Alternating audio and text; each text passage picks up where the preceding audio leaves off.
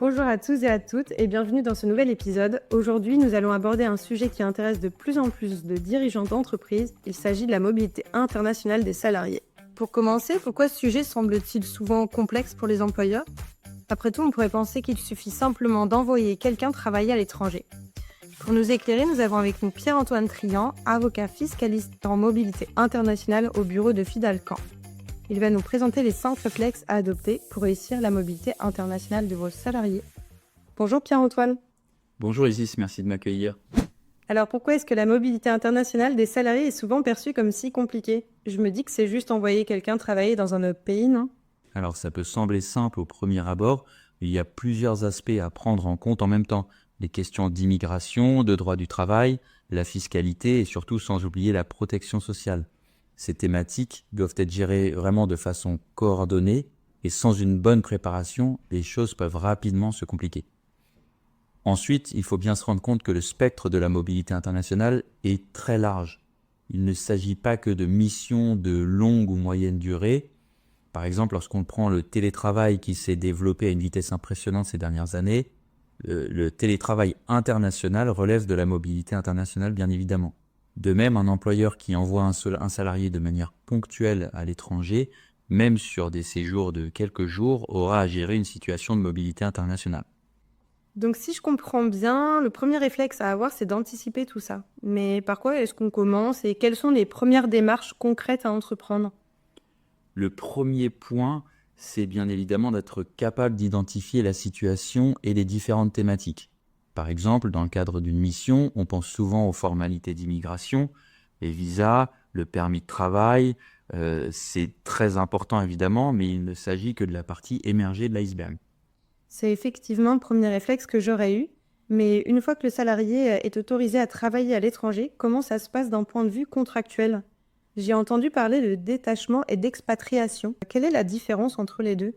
C'est une très bonne question. En fait, la différence entre le détachement et l'expatriation est essentielle à comprendre, d'autant que ces termes ont des acceptions différentes selon qu'on se trouve en droit du travail ou de la sécurité sociale.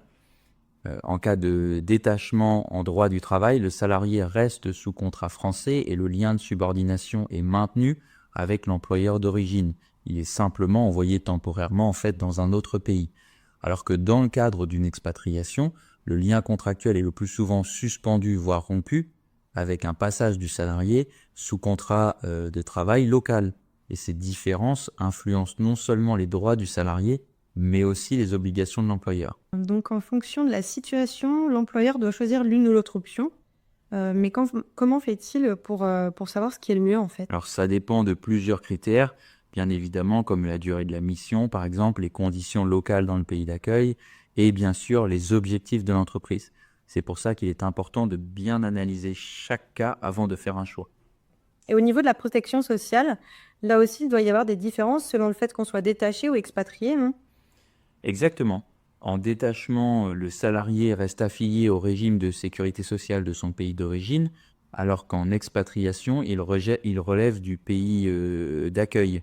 Et il est bien évidemment impératif d'appréhender la réglementation en vigueur, qu'il s'agisse des règlements européens ou des conventions bilatérales de sécurité sociale. Mais comment fait-on pour éviter que cela ne devienne un véritable casse-tête ? Alors l'un des sujets en expatriation est que la couverture sociale ne sera pas toujours équivalente. L'employeur doit donc veiller à souscrire à des régimes complémentaires pour protéger son salarié. Et attention d'ailleurs, puisque cette prise en charge peut être considérée comme un avantage imposable dans certains pays. Il est crucial de se renseigner sur les régimes sociaux locaux et d'évaluer les options avec précision. Souvent, les employeurs font appel à des conseillers spécialisés pour choisir les meilleures solutions. Mais il y a un autre point que j'ai du mal à saisir au niveau de la fiscalité. Quand on envoie un salarié à l'étranger, comment gérer ce volet-là ? Alors rien de dramatique encore si l'on anticipe bien et qu'on a en tête les différentes problématiques. La fiscalité est effectivement un aspect majeur à prendre en compte. En fonction du pays d'accueil et de manière générale, le salarié sera imposé localement. Et la question est donc de savoir si la fiscalité locale sera plus ou moins importante qu'en France, car elle viendra directement impacter la rémunération nette. De plus, en fonction de la situation personnelle et patrimoniale, le salarié pourra rester imposable en France Et l'employeur doit donc s'assurer que les règles fiscales soient respectées et que le salarié est bien informé de ses obligations dans les différents pays. Il faut donc anticiper ces questions pour éviter les surprises désagréables. Donc si je résume, il faut gérer l'immigration, le contrat de travail, la protection sociale et la fiscalité. Et tout ça dès le début. Mais qu'en est-il du retour du salarié? Je suppose que ça ne se fait pas sans préparation non plus. Exactement, et c'est souvent un point négligé. Pourtant, le retour peut être source de tensions entre le salarié et l'employeur si on ne les anticipe pas correctement. En détachement, le salarié réintègre son poste en France assez naturellement puisque par définition, son employeur est resté l'entreprise d'origine. Mais en expatriation, il est important de prévoir un plan de retour pour que la transition se fasse sans anicroche et que le salarié ne se sente pas mis de côté.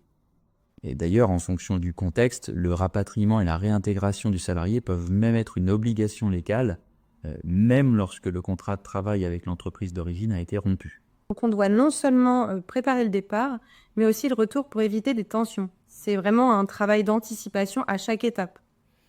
Tout à fait, c'est le maître mot. Il faut avoir une vision globale, considérer la mobilité comme un ensemble indissociable et bien structurer les différentes étapes allant du départ jusqu'au retour. Ça permet de garantir une expérience positive pour le salarié et une continuité efficace pour l'entreprise. Merci beaucoup Pierre-Antoine pour ces éclairages. Un dernier conseil pour nos auditeurs et auditrices? Bien sûr, je conseille aux entreprises et aux dirigeants dans un premier temps de bien se familiariser avec les sujets et les différents enjeux. Ça permet ensuite de déceler les problématiques et donc dans un second temps de s'entourer d'experts, que ce soit pour les démarches ou la gestion des aspects juridiques et fiscaux. Mieux vaut être bien informé dès le départ pour éviter toute mauvaise surprise. Cet épisode autour de la mobilité internationale est maintenant terminé. Si vous souhaitez en savoir plus, vous trouverez les coordonnées de Pierre-Antoine en description. Et si cet épisode vous a plu, laissez-nous un avis ou un commentaire. Cela nous aide à faire grandir ce podcast et à sensibiliser davantage de personnes aux enjeux abordés. On se retrouve dans 15 jours pour décrypter ensemble un nouvel enjeu business pour votre entreprise. À bientôt!